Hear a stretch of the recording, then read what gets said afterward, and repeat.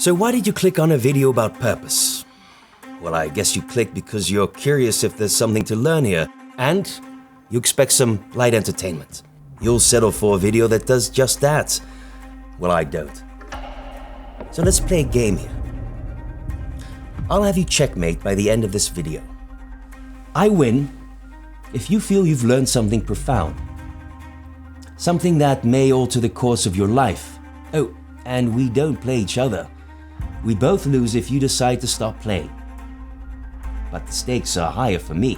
You only lose a couple of minutes of your life. I and my team lose a few months of hard work. So, what do you say? This is Surpassing Success, a video series for you to discover a fulfilling life and business. We exist to help you as a business professional, leader, or entrepreneur to make your life and business more purposeful, joyful, and rewarding. This episode is about finding your purpose in life and business. So, my first move is to just lay it out there. You feel you have a problem, but you don't really know what it is. I think I know what it is. You lack purpose. I reckon you're a relatively successful person, you're in a long-term relationship, maybe have a couple of kids, and the thing you're maybe most proud of, you've built something. You figured it out. Good for you. I mean that. Don't take it for granted. You've worked hard for it, and it means something. But not everything. There's this interesting writer, David Brooks. He would say you've climbed your first mountain. A mountain called success. Yeah, like that. That's nice and great, but it doesn't satisfy you. If you're honest, you just can't stand the sight of it anymore. There was no treasure on the top, and you feel cheated. You need to understand something. If you want to play this game called life honestly, you need to consider leaving that mountain of success. That is a choice. You don't have to. Some men stay on the mountaintop for years, but a mountaintop is not a good place to live. It's lonely and cold usually. And it comes with a price. You'll need ever more success to feel satisfied to stay on top, and you'll do anything to get it. Success is a bit like the ring in Lord of the Rings. You know, that ring that turns Smeagol, Frodo, and Bilbo slowly into addicts, monsters even. Success, like the ring, tempts you. It seduces you with the promise of power, money, fulfillment, and through that, it has the ability to corrupt you, make you fall from your mountain, deep and fast, out of control, publicly or privately. I guess we all know a few people that got lost along the way. The great philosopher Nietzsche might say, men who have tried to battle monsters but have become monsters instead. Men who have fallen deep into the abyss, absorbed by the nothingness. That abyss is filled with unhappy workaholics, men and women working their way through life, disconnected, cynical, afraid, and stressed out. That is no life well lived.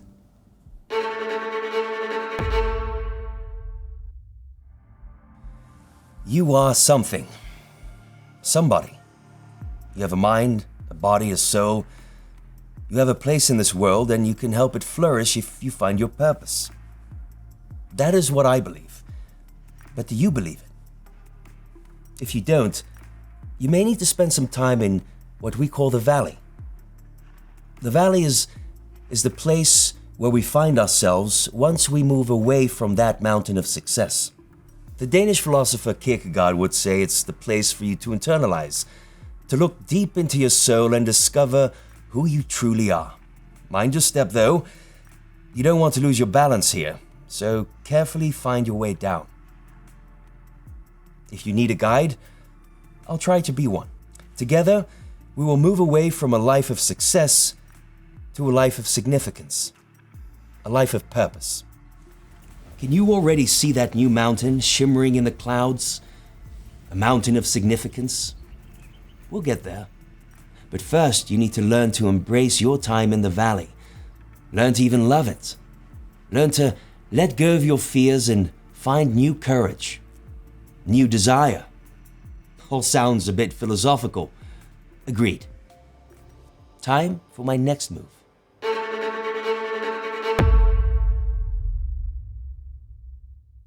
Meet Bart Kus, a well-known Dutch entrepreneur. Welcome, Bart. Good to have you. As a student in the late 90s, you and two other guys started a small business selling MP3 players from your attic. To give our international viewers an idea, what does that company look like nowadays? The company is called Coolblue, and it's one of the biggest web stores of the Netherlands, and it's a multi-billion company. Sounds like a great story of success. But you're not involved in Coolblue anymore, correct? No, that's correct. I left a couple of years ago. If I may ask, why did you leave in the first place? Yeah, I thought there should be more. I wanted to explore that, to mean more to the world than what I was doing at that time. And did you have a moment in the valley? Yes, I did. I decided to, with my wife, to start a care farm to help youth who needed some help, to heal mentally, who needed a home. At first it was beautiful to do, but after that I got into a very deep burnout, partially because it didn't really suit my skills and my talents. So that was a difficult time for me. What lesson did you learn? I was looking for my second mountain, but I think that your second mountain is not far away from who you are, from your talents, and from your skills and your experiences that you have, and you have to build on that. And find it from within. Exactly, yes. Point is that you need to take experiences of doubt, setback, or failure seriously. That is the valley. A place that allows you to grow as a person.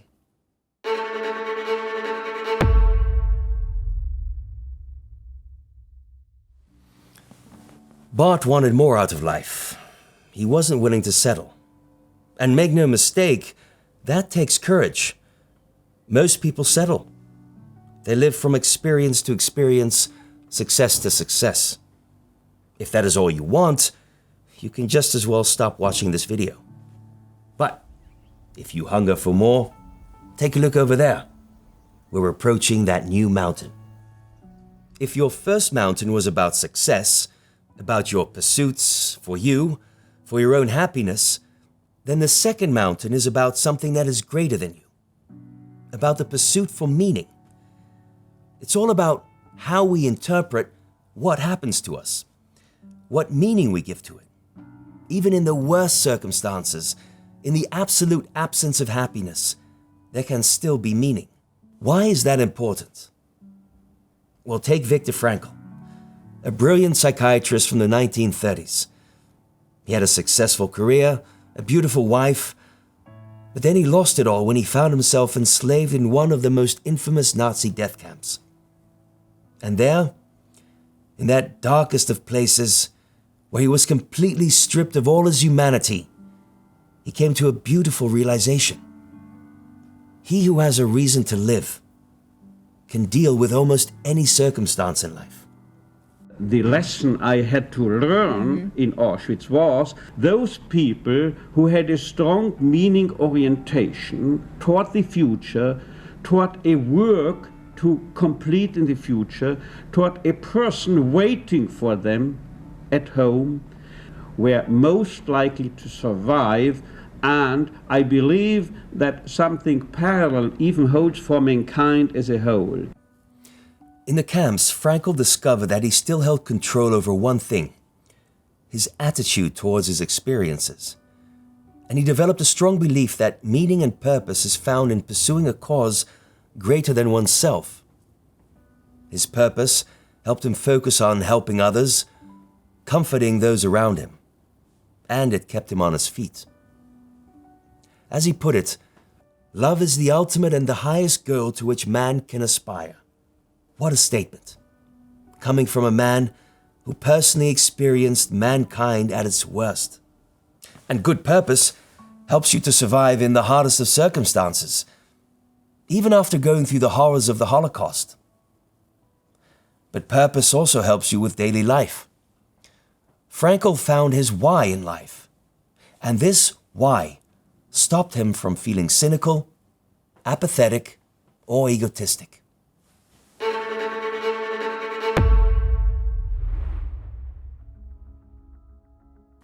A why. Sound familiar? This guy, Simon Sinek, helped popularize it and helped apply it to life and business in recent years. Sinek's thinking has influenced millions of people, among some of the greatest European entrepreneurs. Focusing on a clear why gave their companies direction and attracted new personnel and customers. But don't just use the why instrumentally, like a trick or a life hack. It will lose its power if you do. The why needs to be real, authentic. It's about your unique purpose. Sinek and Frankl believe that every human has an innate, deep-seated desire to search for meaning and purpose. Your why is about who you are and what you'll bring to this world. The moment you start listening to it, the moment you tap into that, that is the moment you start climbing your mountain of significance. And that will give you the direction you need to live life to the fullest and help our world flourish.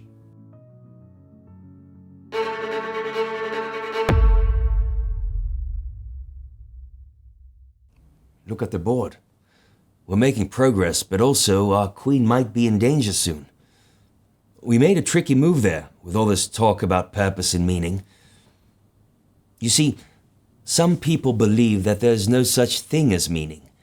They believe in an impersonal universe where mankind will not be missed by the Earth and the galaxy if they don't exist anymore. Life is only matter, substance, fate, or chaos. Others believe our brains determine what we do. There's no free will, and therefore there's no ultimate meaning in life. So for many, all this talk about purpose is like walking on thin ice. It makes you fully responsible for the choices you make. Suddenly, those choices matter. They matter to your family, friends, the people you live with, the stakeholders of your company, and society. Your conscience matters. It's almost as if life itself is a higher power to which you are accountable. A game changer.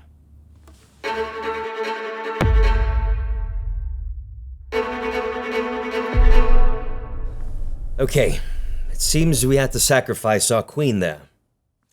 But let's not dwell on it for too long. Time to set up for my next move. Remember, we win if you're convinced that a good purpose is worth pursuing. Let's focus on that adjective. Good. I presume a terrorist like Andres Breivik was filled with a deep sense of purpose when he initiated his devastating killing spree across the island of Utoya. The same goes for the 9/11 bombers flying into the World Trade Center. Or let's take this a bit further. Adolf Hitler, Stalin, Mao Zedong, I guess they all undeniably lived with purpose, but was it good? The devastation, suffering, trauma, hundreds, thousands, some of them even millions of dead people. You get my point, right? Just the purpose isn't enough. You need a good purpose. It needs to be morally right. So how do we establish what a good purpose is then, you might wonder? Hitler and Stalin set aside, isn't good or bad a bit arbitrary? Is it much of that culturally determined? Fair point. Well, maybe the key to a good purpose is found in the well-being of other people, in endeavors that are undeniably good for the people around us, endeavors that make them thrive, or, like I put it before, that help our world flourish.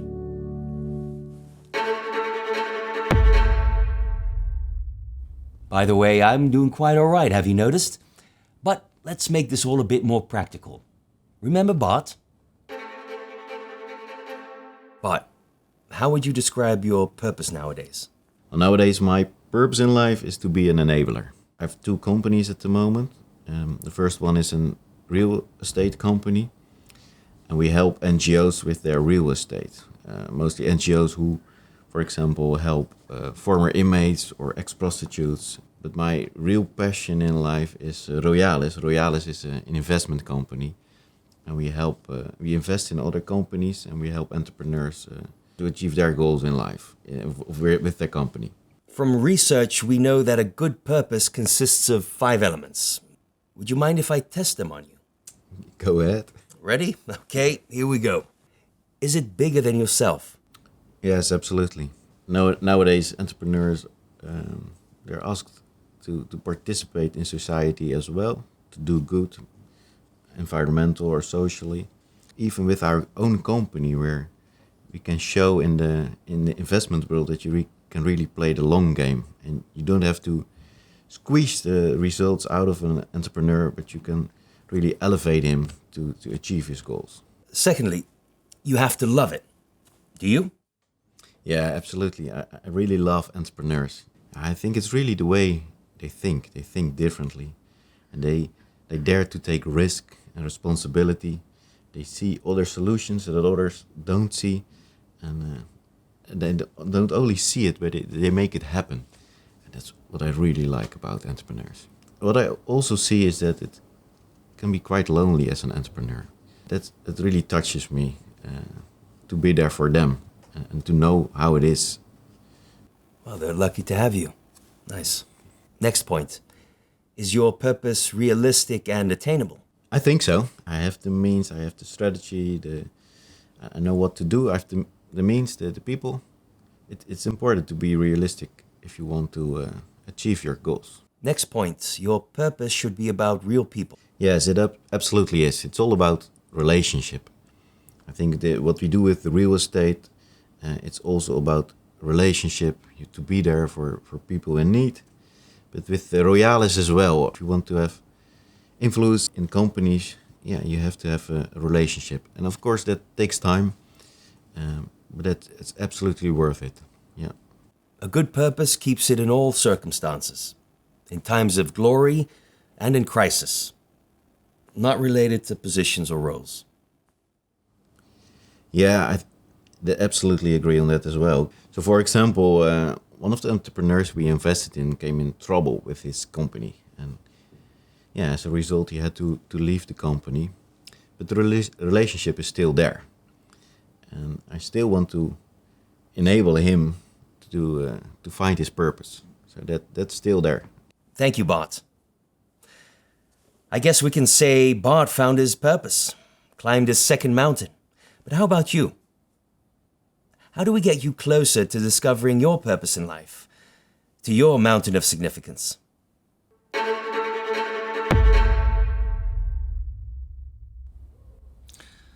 Okay, I'm pretty sure there's no escaping. But I bought us some time and sacrificed a pawn there. Let's do a quick experiment. Still this one from Stephen Covey, the writer of The 7 Habits. I love that book. Here we go. Close your eyes for a moment. Imagine you're at a funeral. You're sitting there. Those chairs are never really comfortable, are they? You look around. Sad faces everywhere. Some teared up. By now you start to wonder whose funeral it is. And so you take a peek beyond the person in front of you. And there, 2 rows on, you discover the casket of the victim of the sad event. Stylish and firm oak wood. It's covered in flowers, but there's something wrong. Your picture's on it. It's you who's lying in that coffin. You're attending your own funeral. Suddenly you realize that the people sitting around you are the older versions of people you care for, who care for you, or once did. Your wife, your children, a brother, a sister, close friends, a few colleagues you grew close with over the years, or maybe a business partner. And then, one by one, they walk to the small pedestal in the front of the room to hold your eulogy. What will they say? They will talk about you as a person, about who you were as a human being? What did you add to their lives? To their world? To the world, maybe? You can open your eyes now if you haven't already. You see, there's a lot to learn here. A good purpose is about who you want to become. It's about your legacy and what you leave behind in the hearts of them who have known you. When you think about it, all your material successes will ultimately turn to dust. Civilizations, companies, buildings, technology, art, nothing lasts. Alexander lost his empire. Caesar's buildings are crumbling down. But what your loved ones remember you for, that's something that resonates with eternity. So use this exercise to put into words your own personal mission statement about who you want to become. Write it down. Defined in character, principles, and immaterial attributes. What you long for defines your ambitions. Your ambitions define your thinking. Your thinking, your actions. Your actions, your destiny. So make this statement your personal starting point and foundation for life. Use it as a benchmark against which you measure your future business ideas and endeavors, a catalyst for your dreams about the future, as a guiding star to steer you towards a life filled with purpose. If you give it time to do its work, I promise you, the outcome will amaze you.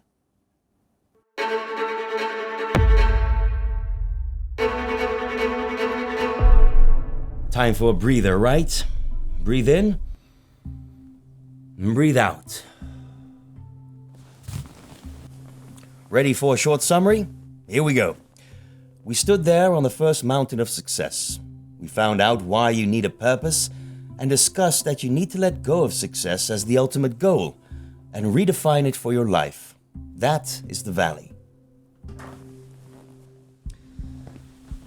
We made a couple of moves to discover that a good purpose is morally sound, is bigger than yourself, attainable, about real people, and that you have to be able to enjoy it and be passionate about it. And moreover, you've made steps in formulating your guiding principles and the values you want to live your life by. Checkmate. In 12 moves. You made it all the way.